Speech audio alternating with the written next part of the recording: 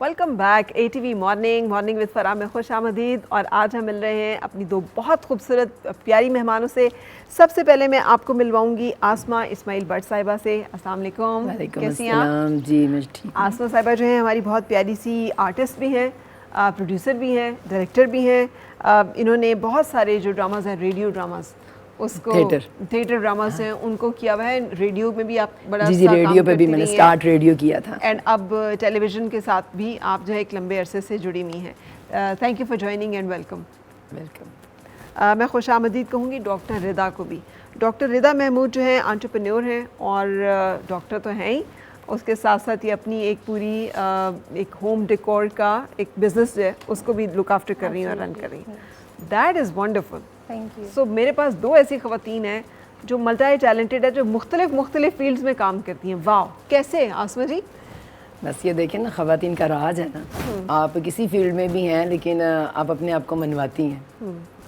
तो कहाँ से शुरू हुआ था सफ़र? मेरा एज ए आर्टिस्ट हुआ था PTV से। जमाल शाह का एक प्ले था कल के नाम से, ठीक है, तो वो मैंने किया। फिर मैंने पहली अपीयरेंस ही स्क्रीन पे है? हाँ जी, एज ए आर्टिस्ट। ठीक है। फिर उसके बाद मैंने दूसरा प्ले किया, फिर तीसरा किया, तो फिर मेरा बड़ा इंटरेस्ट हो गया कि ये बड़ा अच्छा काम है और मैं ज़रा थोड़ी क्रिएटिव थी। मैंने कहा आप खुद करते हो तो आप दूसरों से करवाओ, थोड़ा सा चेंज होना चाहिए लाइफ में। फिर मैंने PNC से 3 साल का मैंने डिप्लोमा लिया as a director, acting, classical dance का।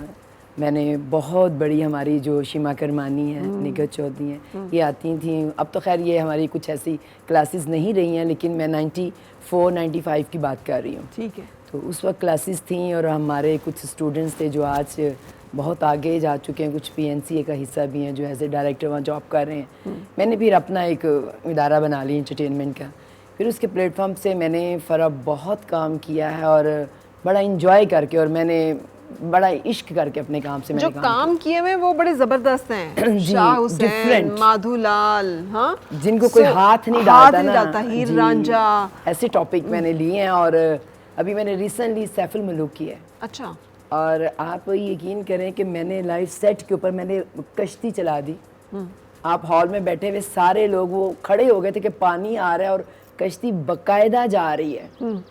और वो एक्सपेरिमेंटल थिएटर जो है ना, उसके करने का मज़ा ही बहुत आता है। होता तो मुश्किल है लेकिन आपके सीखने में बहुत कुछ आता है। वाओ। अच्छा, the likewise wow here to.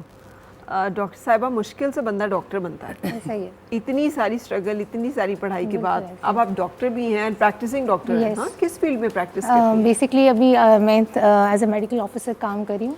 I have just recently graduated and completed my house job, and side by side मैं अपनी स्टूडेंट लाइफ में भी I was doing a lot of things, and I do content creation as well, particularly working on skin awareness. These days we have a lot of trend going on, skin health के बारे में लोग बड़े conscious हो चुके हैं, चीज़ें बदल रही हैं टाइम के साथ। So I'm working on that side as well.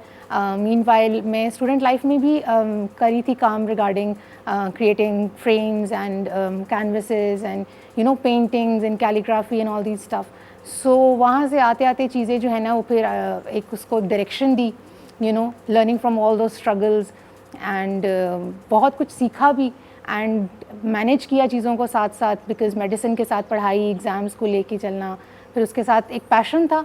So I really thought कि I should continue this alongside as well as a business thing, as something that you know that I can take on a bigger scale. अच्छा, you know. लेकिन डॉक्टरी भी तो एक business की तरह लिया जा सकता है। बिल्कुल ऐसा ही है। लोगों के अपने हॉस्पिटल्स भी हैं वो। है। सो दो डिफरेंट, एंटायरली डिफरेंट फील्ड्स को आपने इकट्ठा किया। Exactly. एक तरफ मेडिकल साइंस और दूसरी तरफ ये आर्टिस्टिक एंड आर्ट्स का जो एक वो है। सो इसमें चैलेंजेस नहीं आए कोई? चैलेंजेस मुझे इतने ज़्यादा फेस नहीं करने पड़े, because all the credit goes to my mother. She told me how to manage time. You know, you can do anything and everything if you know how to manage your schedules and how to give particular time to something. Plus, I was very creative since my childhood. I used to do a lot of things. Even in my university life, I did a lot of you know, live university theater as well, and singings as well, and you know, a lot of things. And the artistic side was always there. I write as well. So it all started when I was writing English poetry in COVID, you know. So वहाँ से ये चीज़ें start हुई। तो I think मेरे लिए उसकी तरफ आना कुछ मुश्किल नहीं था, because I was always a part of arts, you know. ठीक है, ठीक है। अच्छा आसमा जी, जैसे आपने अभी मुझे बताया तो एक खुद काम करना आसान है या दूसरों से करवाना आसान है? और औरत as an actor, an artist and then as a producer, फ़र्क क्या है? फ़र्क ये है कि आप का करना आसान है, करवाना बहुत मुश्किल है। क्योंकि आप डायरेक्शन आप जब दे रहे होते हो तो आपका माइंड होता है कि आप ये वाली चीज़ ऐसे आपको होनी चाहिए।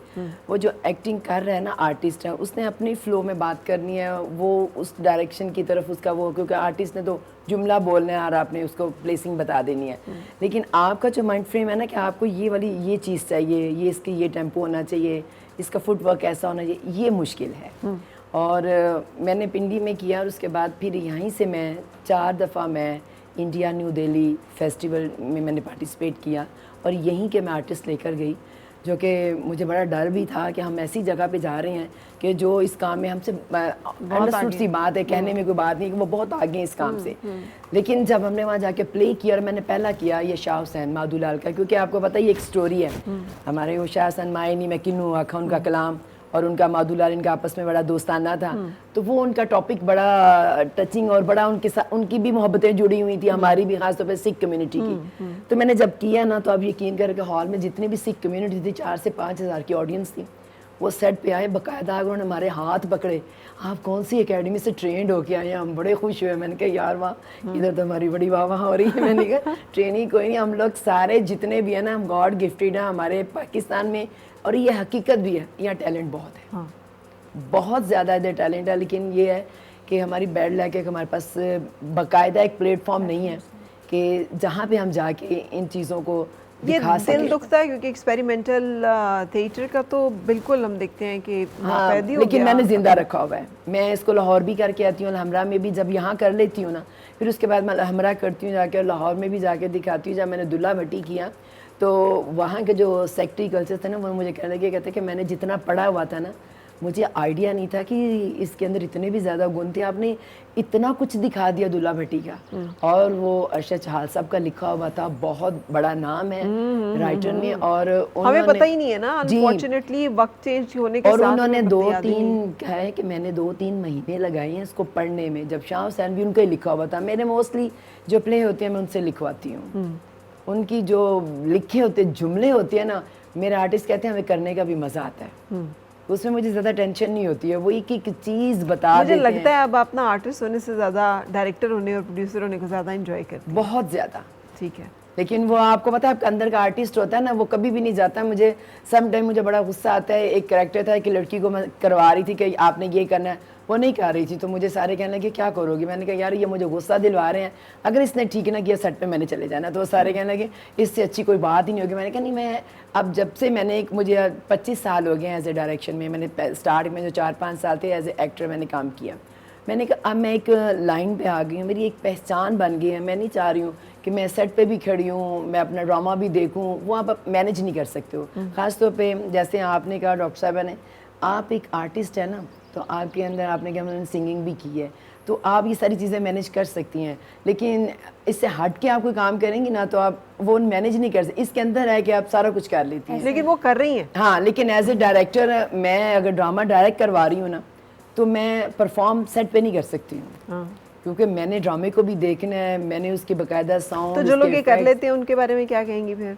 वो तो फिर जादूगर है ना, वो तो फिर कमाल को कह सकते हैं कि वो फिर कमाल है ना। हाँ, खैर ये भी एक टैलेंट है। हाँ, बिल्कुल। जो कि बहुत सारे लोगों में होता है, मतलब सिर्फ पाकिस्तानी नहीं, हम देखें कि बहुत सारे हॉलीवुड के लोगों ने भी ये किया है। अपनी फिल्म्स हैं और खुद ही वो डायरेक्ट भी कर रहे हैं, खुद ही एक्ट भी कर रहे हैं। जी जी। और वो हॉलीवुड की फिल्म है कि नहीं कोई आम वो फिल्म नहीं है, छोटे बजट की, ह्यूज बजट। और उनके वसाइल बहुत ज़्यादा होते हैं। हम जिस लिमिट्स में रह के काम कर रहे होते हैं ना, हमने अपने स्पॉन्सर को भी मैंने देखना होता है। और आपको पता है कि यहाँ पे लोग बड़े टची होते हैं कि मैंने अगर किसी से स्पॉन्सर लिया तो हॉल में मुझे उसको फुल प्रोटोकॉल देना है, मैंने उनके गेस्टों को भी बिठाना है, और ये सारी सरदर्द मैंने खुद लेनी है। तो मुझे वो बड़ी टेंशन होती है कि मेरी ऑडियंस हॉल में भी, मैंने हॉल भी पैक करना है। और मुझे सारे ही कहते हैं, मैं बड़ी मशहूर है, कहते हैं कि ये ना जिन है, ये कहता है कि ये सारे काम मैं खुद करूँ वहाँ सवाई एक एक्टिंग के ना। तो ये जो दूसरे मैं काम करती हूँ ना, ये हमारे आर्टिस्ट नहीं कर सकते हैं। सही। आर्टिस्ट का काम है कि वो उसने बस एक्टिंग करनी है, वो ना स्पॉन्सर ले सकता है, ना अपनी ऑडियंस बुला सकता है। मैं सबको कहती हूँ, मैं कहती हूँ अच्छा आप बहुत बड़े आर्टिस्ट हैं, आज आप अपने प्ले में 20 अपने लोग मुझे बुला के दिखाएं। तो वो कहते हैं घर वाले आ जाएंगे, अब लोगों को हम खुद तो नहीं कह सकते हैं जाके। मैंने कहा देखो फिर मेरा कमाल देखो ना, मैं आपको 500 का हॉल भर देती हूँ। वाह, मैं डायरेक्ट भी करती हूँ, लोग भी इकट्ठे कर लेती तो हूँ। ये कितने के कमाल है आप, ये तो अब आपने एक मार्केटिंग का स्किल भी अपना जो है यहाँ पे होता है कि गिनवा आपका दिया। पब्लिक कम्युनिकेशन आपकी बहुत होनी चाहिए। मैं जितने भी हमारा इस्लामाबाद चैम्बर है, पिंडी चैम्बर है, बिजनेस कम्युनिटी के साथ मैं इतनी ज़्यादा अटैच हूँ कि उनके इवेंट होते हैं, मेरा कोई इवेंट होता है, तो वो आपको सारे ही वो नज़र आएंगे। सही। अच्छा डॉक्टर साहबा, टाइम मैनेजमेंट के अलावा ये बहुत बड़ा एक मेंटल शिफ्ट है कि आप हॉस्पिटल में आप मरीज़ों को देख रही हैं, आप थकी भी होंगी, आप परेशान भी होंगी, फिर आप आएँ और आप आके एकदम से एक नई दुनिया में आ जाएं और फिर उसके लिए एनर्जाइज हो जाएं। तो हाउ अबाउट फैमिली लाइफ, उसमें ये सारी चीज़ें? उसमें थोड़ा सा मुश्किल होता है समटाइम्स मैनेज करना टाइम को, लेकिन you know sometimes on the weekends you get time to spend with family, to go out, you know. But for me मुझे it feels like more of a therapy when I get to do something that's more of artistic. So बचपन से मेरा ये रहा है कि मुझे जब भी रिलैक्स करना होता है, I write something, you know, I do my catharsis through writing, या मैं कुछ देख लेती हूँ कुछ। तो क्या ये अच्छा होता है कि अगर आपने इसमें कोई डिग्री की होती और इसको पार्ट टाइम के बजाय एक फुल टाइम रखा होता तो मे बी आपको बहुत आगे और भी बहुत आगे जा सकती, नहीं? तो डॉक्टर फिर क्यों बनना? मेडिसिन का बहुत शौक था मुझे। I am the first doctor of my village. And कौन से गांव से? it's a very small city near Multan, in a very small village there, and you know, and I'm the very first doctor of my entire family, generations of generations. अच्छा। Yeah, so it was very thrilling for me.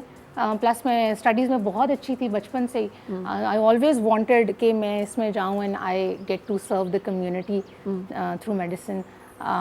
Later on I just got to explore more about my skills ke yes I can be an artist as well, I can do this and that, and the credit goes to my family as well कि उन्होंने मुझे हमेशा हर चीज़ करने दी है.